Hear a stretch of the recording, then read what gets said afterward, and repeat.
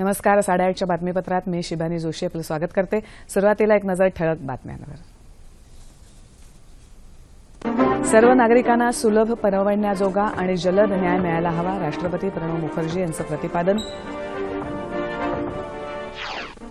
आर्थिक धोरणांमुळे भारतातील थेट परदेशी गुंतवणुकीमध्ये 40% वाढ, केंद्रीय वित्तमंत्री अरुण जेटली. भाजपा सत्तेवर आलं म्हणजे संविधानात बदल होईल किंवा आरक्षण काढून घेतलं जाईल असा कोणीही समज करून घेऊ नये, खासदार रामदास आठवले. आणि विदर्भामध्ये तापमापकाचा पारा चढलेलाच, ओदिशामध्येही अद्याप उष्णतेची लाट कायम, आसाममध्ये मात्र गारपीट. नमस्कार. आणि आता सविस्तर वृत्त. सर्व नागरिकांना सुलभ, परवडण्याजोगा आणि जलद न्याय मिळायला हवा असं प्रतिपादन राष्ट्रपती प्रणव मुखर्जी यांनी केलं आहे. भोपाळ इथल्या राष्ट्रीय न्यायिक अकादमी इथे आयोजित कार्यक्रमात ते काल बोलत होते. कार्यतत्पर न्यायदानासाठी जलद निकाल ही पूर्व अट आहे. समाजातल्या गरीबातल्या गरीबाला सहजसाध्य न्याय मिळाला तर तो सर्वांसाठी न्याय ठरेल असं राष्ट्रपती यावेळी म्हणाले. सामाजिक आणि आर्थिक स्तरावर अतिशय तळाला असलेल्या घटकालाही परवडण्याजोगा न्याय मिळायला हवा असं सांगतानाच समाजातल्या दुर्बल घटकांना विनामूल्य कायदेविषयक सेवा मिळवून देण्याची तरतूद केली तर त्यामुळे न्याय प्रक्रियेच्या उद्देशाला बळ मिळेल असंही ते म्हणाले. यावेळी सर्वोच्च न्यायालयाचे मुख्य न्यायमूर्ती टी.एस. ठाकूर, केंद्रीय न्यायमंत्री सदानंद गौडा आणि मध्य प्रदेशचे मुख्यमंत्री शिवराज चौहान उपस्थित होते.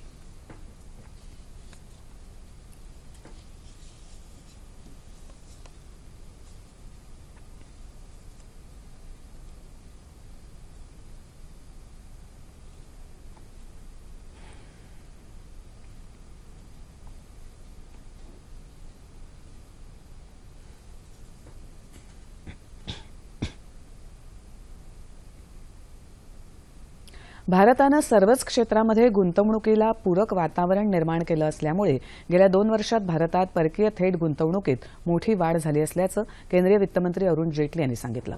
वॉशिंग्टन इथे सुरू असलेल्या जागतिक बँकेच्या विकास समितीच्या 93व्या बैठकीला ते संबोधित करत होते. Make in India, digital India यासारख्या उपक्रमाद्वारे भारतानं सर्व क्षेत्रात गुंतवणुकीसाठीची धोरणं शिथिल केली आहेत.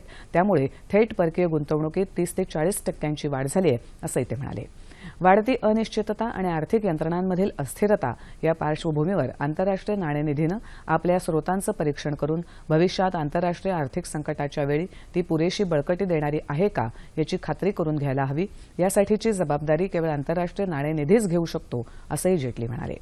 भारतात असहिष्णुतेचं वातावरण नसल्याचंही जेटली यांनी यावेळी सांगितलं. बेजबाबदार वक्तव्य करण्याच्या काही घटनांना असहिष्णुतेच्या वातावरणाशी जोडलं जाऊ नये असंही ते म्हणाले. दहशतवादी मसूद अझहर याच्या दहशतवादी संघटनेवर प्रतिबंध घालण्याच्या प्रयत्नांविरोधात चीननं संयुक्त राष्ट्रांमध्ये नकाराधिकार वापरल्याच्या पार्श्वभूमीवर भारताचे संरक्षण मंत्री मनोहर पर्रिकर 5 दिवसांच्या चीन दौऱ्यावर शांघाय येथे दाखल झालेत. भारत आणि चीन दरम्यानचे संरक्षण विषयक आणि मसूद अझहरच्या मुद्द्यावरून कटू झालेले संबंध वृद्धिंगत करणं हा या भेटीचा उद्देश आहे. या दौऱ्यात ते चीनचे पंतप्रधान ली केविंग, संरक्षण मंत्री तसंच लष्करी अधिकाऱ्यांशी चर्चा करणार आहेत. त्यानंतर पर्रिकर उद्या बीजिंगला भेट देणार आहेत. त्याआधी 2013 साली संरक्षण मंत्री ए.के. अँटोनी यांनी चीनला भेट दिली होती. इराण आणि रशियाच्या 4 दिवसांच्या दौऱ्यावर असलेल्या परराष्ट्र व्यवहार मंत्री सुषमा स्वराज पहिल्या टप्प्यात काल तेहरानला दाखल झाल्या. इराणवरील आंतरराष्ट्रीय आर्थिक प्रतिबंध उठवण्यात आल्यामुळे इराणसोबत नव्यानं संबंध प्रस्थापित करण्याबाबत त्या तिथल्या नेत्यांशी चर्चा करणार आहेत. इराणमध्ये त्या इराणचे राष्ट्राध्यक्ष हसन रोहानी, परराष्ट्र व्यवहार मंत्री यांचीही भेट घेणार आहेत. त्यानंतर त्या 2 दिवसांच्या रशिया दौऱ्यावर रवाना होतील. यावेळी त्या रशिया, भारत आणि चीनच्या परराष्ट्र व्यवहार मंत्र्यांच्या बैठकीलाही उपस्थित राहणार आहेत. यावेळी त्या चीनचे परराष्ट्र व्यवहार मंत्री वांग यी यांचीही भेट घेणार असून संयुक्त राष्ट्रांमध्ये जैश ए मोहम्मदचा म्होरक्या मसूद अझहरवर बंदी आणण्याच्या वेळी चीननं वापरलेला नकाराधिकार हा मुद्दाही उपस्थित करण्याची शक्यता आहे.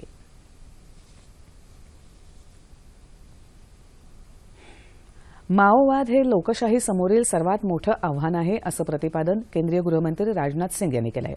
ते काल रायपूर इथे उच्चस्तरीय बैठकीला संबोधित करत होते. लोकशाहीत हिंसेला कोणतंही स्थान नाही, त्यामुळे माओवाद संपवण्यासाठी विकास तसंच कायदा आणि सुव्यवस्था ठेवण्यासाठी लोकांचं सहकार्य हवं असे ते म्हणाले. यासाठी राज्यांना सर्वतोपरी मदत करण्याचं आश्वासनही त्यांनी यावेळी दिलं. छत्तीसगड दौऱ्यात राजनाथ सिंग यांनी वरिष्ठ पोलीस तसंच प्रशासकीय अधिकाऱ्यांशी चर्चा केली. यावेळी नक्षलग्रस्त भागात शिक्षण आरोग्य, रस्ते आणि पूल यासारख्या पायाभूत सुविधा निर्माण करण्याच्या मुद्द्यावरही चर्चा झाली. पश्चिम बंगालमधल्या विधानसभा निवडणुकीच्या दुसऱ्या टप्प्यातल्या मतदानाला आज सकाळी सुरुवात झाली आहे. या टप्प्यात 7 जिल्ह्यात 56 जागांसाठी मतदान होणार असून त्यासाठी 33 महिलांसह एकूण 383 उमेदवार रिंगणात आहेत. दुसऱ्या टप्प्यासाठी 1,21,00,000 मतदार आपला मतदानाचा हक्क बजावणार असून त्यासाठी केंद्रीय निमलष्करी दल तैनात करण्यात आलं आहे.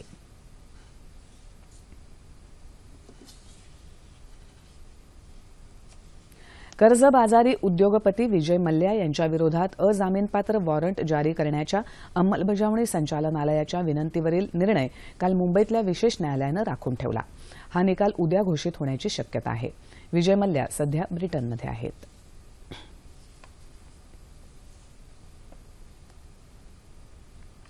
केंद्रामध्ये भाजपाचं सरकार आहे म्हणून संविधान बदललं जाईल किंवा आरक्षण काढून घेतलं जाईल असा समज कुणीही करून घेऊ नये असं प्रतिपादन रिपब्लिकन पार्टी ऑफ इंडियाचे अध्यक्ष आणि खासदार रामदास आठवले यांनी केलं आहे. सांगली जिल्ह्यात पेठ इथे आयोजित पत्रकार परिषदेत ते काल बोलत होते. रिपब्लिकन पार्टीच्या ऐक्यासाठी या पक्षाचं अध्यक्षपद प्रकाश आंबेडकर यांनी स्वीकारावं, त्यासाठी मी एक पाऊल मागे यायला तयार आहे अशी भूमिकाही आठवले यांनी यावेळी व्यक्त केली.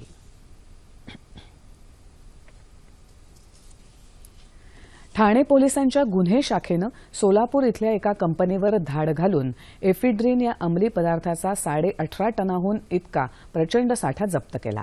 आंतरराष्ट्रीय बाजारात या साठ्याची किंमत जवळपास 2,000 कोटी रुपये इतकी असल्याची माहिती ठाण्याचे पोलीस आयुक्त परमवीर सिंग यांनी काल दिली. या संदर्भात एफिड्रिनची विक्री करण्यासाठी ठाण्यात आलेल्या रायगड जिल्ह्यातल्या 2 जणांना 4 दिवसापूर्वी ठाणे पोलिसांनी रंगेहात पकडलं होतं. त्यांच्याकडून मिळालेल्या माहितीनुसार हे अंमली पदार्थ सोलापुरातून विक्रीसाठी येत असल्याचं स्पष्ट झालं. त्यानंतर पोलिसांनी सोलापूर जिल्ह्यातल्या इव्हॉन लाईफ सायन्सेस लिमिटेड या चिंचोळी औद्योगिक वसाहतीतल्या कंपनीत छापा टाकला. यावेळी कंपनीकडे कोणतीही नोंद नसलेला सुमारे 18.5 टन इतका एफिड्रिनचा साठा पोलिसांनी जप्त केला. गोदाम सीलबंद करण्यात आलंय. या संदर्भात कंपनीच्या उत्पादन व्यवस्थापकासह 5 जणांना अटक करण्यात आली असून त्यात एका नायजेरियन नागरिकाचाही समावेश आहे. बाजारात हा अंमली पदार्थ MD अर्थात मेफेड्रॉन या नावानं विकला जात असून कोकेन या अंमली पदार्थातही एफिड्रिनचा वापर केला जातो.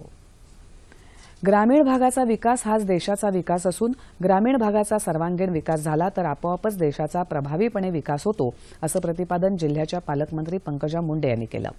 उदगीर तालुक्यातल्या सताळ बुद्रुक ग्रामपंचायतीमध्ये पालकमंत्री मुंडे यांच्या हस्ते ग्राम उदय ते भारत उदय अभियानाचा शुभारंभ काल झाला. त्यावेळी त्या बोलत होत्या. आमदार डॉ. सुधाकर भालेराव, जिल्हाधिकारी पांडुरंग पोले यावेळी उपस्थित होते. गावातील ग्रामस्थांनी एकत्र येऊन कुठलंही विकासाचं कार्य केलं तर गावाची प्रगती व्हायला मदत होईल आणि तिथल्या गावकऱ्यांना त्याचा लाभ मिळेल असंही त्या म्हणाल्या. यावेळी पालकमंत्री मुंडे यांच्या हस्ते ग्राम उदय ते भारत उदय, पंतप्रधान पीक विमा योजना, स्वच्छ भारत मिशन, जनजागृती विषयक पुस्तिकांचं विमोचन झालं. तसंच विशेष घटक योजनेअंतर्गत जिल्हा परिषदेच्या कृषी विभागामार्फत लाभार्थ्यांना कृषी साहित्याचं वितरणही करण्यात आलं. मराठी साहित्यात संरक्षण विषयक, सैन्य विषयक लिखाणाची वानवा आढळते. या वाटेनं जाणारे लेखक, प्रकाशक अत्यंत मोजके आहेत. संरक्षण विषयक साहित्याकडे होणारं दुर्लक्ष ही दुर्दैवी बाब आहे असं मत युद्धविषयक अभ्यासक निवृत्त मेजर जनरल शशिकांत पित्रे यांनी व्यक्त केलं. या साहित्यातील चोखंदळ वाचकांचं वाढतं स्वारस्य लक्षात घेऊन साहित्य महामंडळानं आगामी साहित्य संमेलनात संरक्षण विषयक परिसंवाद तसंच इतर उपक्रम समाविष्ट करावेत अशी अपेक्षाही शशिकांत पित्रे यांनी काल पुण्यात व्यक्त केली. शशिकांत पित्रे यांच्या न सांगण्यासारखी गोष्ट 1962च्या पराभवाची शोकांतिका या ग्रंथाला इतिहास संशोधक शन्ना जोशी स्मृती पुरस्कारानं काल पुण्यात गौरवण्यात आलं. त्यावेळी ते बोलत होते. ज्येष्ठ विचारवंत श्रीभा भावे यांच्या हस्ते हा पुरस्कार प्रदान करण्यात आला. सध्या वाढतं तापमान आणि बदलत्या हवामानाचा परिणाम अकोला जिल्ह्यातल्या कुक्कुटपालन व्यवसायावर होत आहे.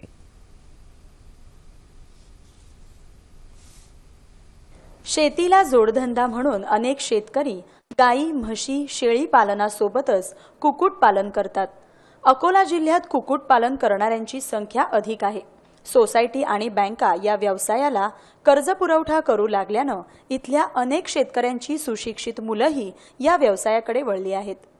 कोंबड्यांसाठी थंड हवामान पोषक असतं.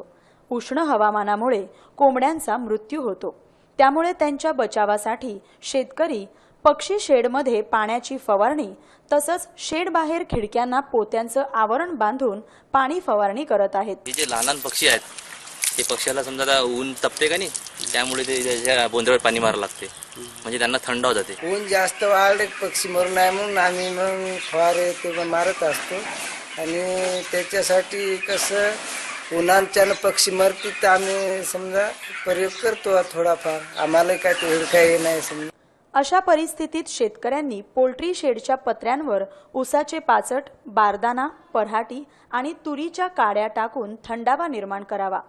शेडचं बांधकाम पूर्व पश्चिम करावं.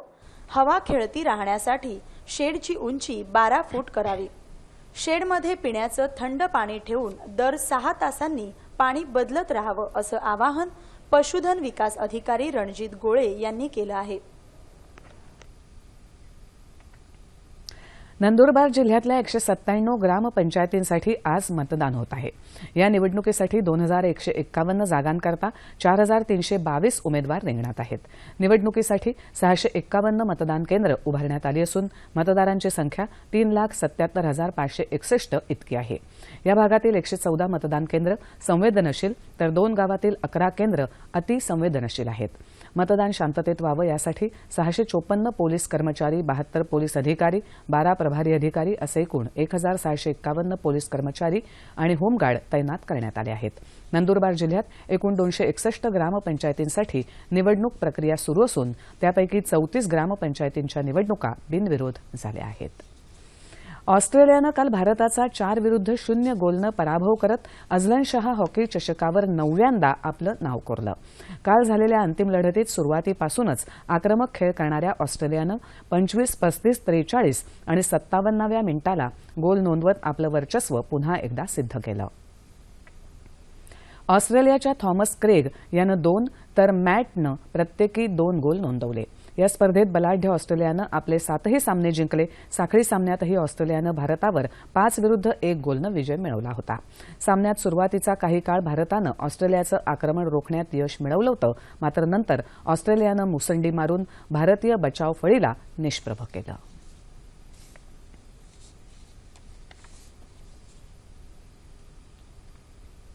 दक्षिण अमेरिकेतल्या इक्वेडोर इथे 7.8 रिश्टर स्केल इतक्या तीव्रतेचा भूकंपाचा धक्का बसलाय. या भूकंपात 28 जण दगावल्याची भीती व्यक्त करण्यात येत आहे. या भूकंपामुळे राजधानी क्वाटा इथे सुनामीचा इशारा वर्तवण्यात आलाय. जपानमध्येही काल झालेल्या 2 शक्तिशाली भूकंपांमध्ये किमान 32 जणांचा मृत्यू झालाय. अजूनही अनेक ठिकाणी लोक गाडले गेले असून त्यांच्या सुटकेसाठी पोलीस, अग्निशमन दल आणि सुरक्षा दल आटोकाट प्रयत्न करत आहेत. या भूकंपामुळे इथलं जनजीवन विस्कळीत झालं आहे.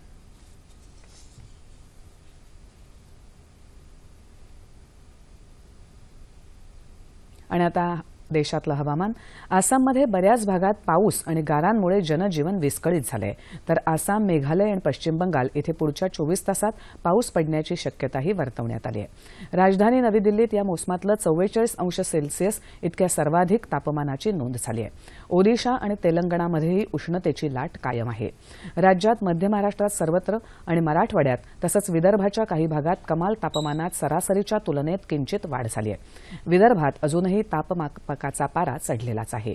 चंद्रपूरमध्ये 44 अंश सेल्सिअस इतक्या सर्वाधिक तापमानाची नोंद झाली आहे. येत्या 36 तासात संपूर्ण राज्यात हवामान कोरडं राहील असा अंदाज पुण्याच्या हवामानशास्त्र विभागानं वर्तवला आहे. ठळक बातम्या पुन्हा एकदा. सर्व नागरिकांना सहजसाध्य, परवडण्याजोगा आणि जलद न्याय मिळायला हवा, राष्ट्रपती प्रणव मुखर्जी यांचं प्रतिपादन. आर्थिक धोरणांमुळे भारतातील थेट परदेशी गुंतवणुकीमध्ये 40% वाढ, केंद्रीय वित्तमंत्री अरुण जेटली. भाजपा सत्तेवर आलं म्हणजे संविधानात बदल होईल किंवा आरक्षण काढून घेतलं जाईल असा कोणीही समज करून घेऊ नये, खासदार रामदास आठवले. आणि विदर्भामध्ये तापमापकाचा पारा चढलेलाच, ओदिशामध्येही अद्याप उष्णतेची लाट कायम, आसाममध्ये मात्र गारपीट. याबरोबरच हे बातमीपत्र संपलं. पुन्हा भेटूया दुपारी 2:30 वाजता सह्याद्री वाहिनीवर. नमस्कार.